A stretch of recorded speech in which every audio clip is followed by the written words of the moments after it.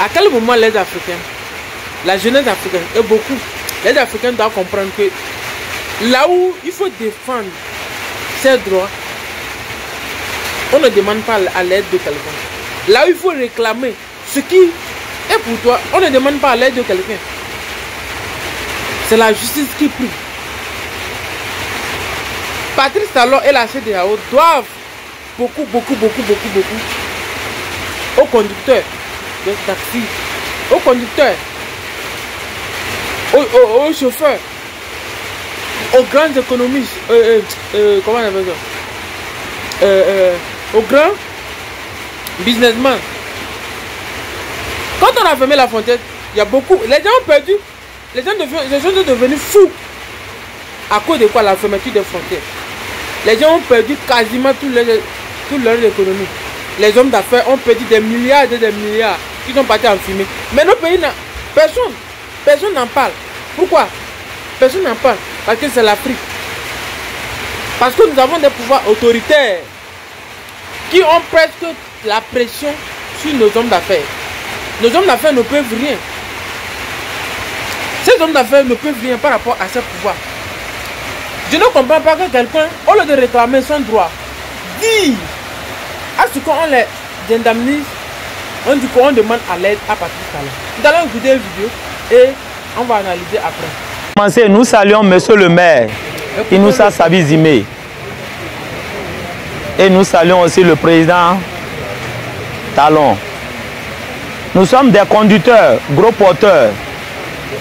Nous l'appelons au secours, tel qu'il est en train de faire, d'augmenter toujours, car nos conducteurs sont en train de souffrir sur la voie de Burkina ou le Niger. D'autres font 2 mois, d'autres font 3 mois. Arrivés au Niger, Niamey, leur capitale Niamey, ils sont en train de verbaliser nos camions et les décharger sans les payer avec les amendes de 100 000. Les camions béninois qui ont quitté du Bénin pour le Niger, arrivés à Niamey, ils déchargent ces camions et ils leur font une amende de 100 000 sans leur payer les frais de transport. Les camions RB qui ont chargé dans le Togo pour le Niger, arrivés à Niamey, ils déchargent ces camions et ils les amendent 200 000. Maintenant, c'est au camion RN d'évacuer ces marchandises pour la destination. Monsieur le Président, nous vous demandons au secours. Nous savons que vous êtes le père des Béninois. Votre sang n'est pas également comme les autres. On est d'accord, mais nous vous soutenons. Mais jusqu'à présent, Monsieur le Président, nos conducteurs qui ont déchargé sont encore bloqués dans ce même Niger. Nous vous demandons secours. Il y a plein de Béninois dans le Niger. Des conducteurs, des parents qui vivent là-bas, tels qu'eux-mêmes ont des conducteurs qui sont dans le Bénin et des parents qui vivent dans le Bénin. Mais nous savons que les Nigériens sont 1001 fois nombreux que nous qui sommes dans le Bénin, que nos frères qui sont chez eux. Monsieur le Président, nous vous demandons secours encore. La voie que vous cherchez du côté Segbana, si vous savez, ça va nous avantager plus. Parce qu'on a plein de difficultés avec le Niger. Si vous savez, du côté Segbana va nous avantager plus. Cessez d'envoyer vos ministres. Vous envoyez vos ministres, ils ne veulent pas nous recevoir. Pourquoi? Pourquoi, Monsieur le Président, même si vous êtes président et que vous voulez de collaboration entre le Bénin et le Niger, c'est parce que la CEDEAO a dit que vous avez intervenu. On est membre de la CEDEAO, tels qu'ils sont des membres de la CEDEAO. Si c'était de notre côté, eux aussi allaient agir de votre manière. Les applications qu'ils sont en train de faire, ils sont en train de dire que c'est de la CEDEAO. Si ce n'est pas la CEDEAO, qu'est-ce qui les pousse à verbaliser les camions RB? Parce que nous avons le port. On n'a pas droit d'aller charger dans un autre port pour un autre pays. C'est ça qui fait qu'ils sont en train de verbaliser. Nous vous demandons si vous pouvez nous accorder aussi en tant que membres syndicalistes. Parce que c'est des simples syndicats qui sont en train de faire ça. Ce n'est pas l'État. Or, cette lutte n'est pas de notre côté. Mais ils sont en train de lutter. Parce qu'ils veulent de leur président. Nous-mêmes, nous voulons de vous, Monsieur le Président. Nous demandons votre secours à ce que nous-mêmes, nos besoins soient satisfaits. Et s'il y a même possibilité, monsieur le président, si les relations vont continuer avec des Nigériens, nous prions de rester à la frontière. C'est pourquoi vous avez créé, comment dirais-je, l'UMOA de Malanville. L'UMOA de Malanville est là, juste à poser. C'est-à-dire, toute chose serait juste, non? De leur côté, ils s'en vont. De nos côtés, on revient. Ça va nous avantager plus. Au lieu d'aller se manger. On est comme femme et son mari. Mais s'il y a un mariage entre la femme et le mari, il y a quelqu'un qui garde la clé du mariage. Entre le Niger et le Bénin, qui doit garder la clé? Je demande aux populations nigériennes et aux Béninois, si on n'a pas trouvé cette solution, monsieur le président, nous allons en souffrir. Nous ne voulons pas. Si vous pouvez poursuivre cette affaire pour qu'il y ait la paix entre le Bénin et le Niger, ça va nous avantager plus. Je demande aussi nos frères syndicats qui sont au Niger. Je veux leur dire que les syndicats sont là pour défendre les chauffeurs et les transporteurs. Tels que les syndicats de Bénin sont là pour défendre les chauffeurs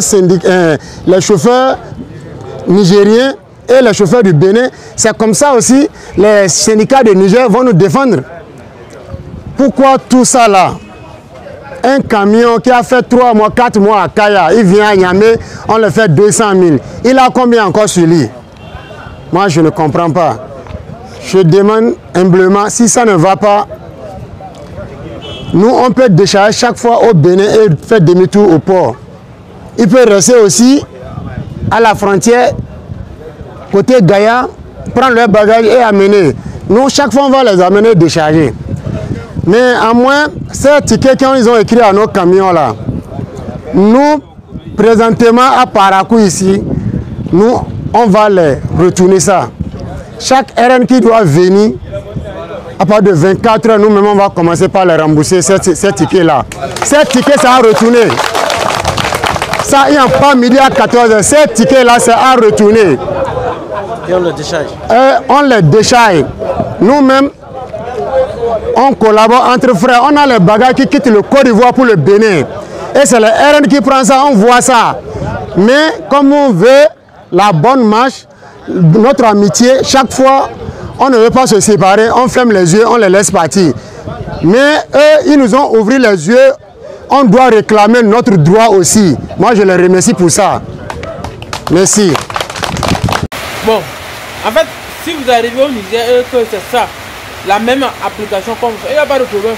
Si vous trouvez des voitures RN, rentrez au Bénin, vous faites ce que vous faites au Niger, il n'y a pas de problème. Mais dis, je vous demande à ce que là où il faut réclamer vos droits, ne demandez jamais à personne l'aide.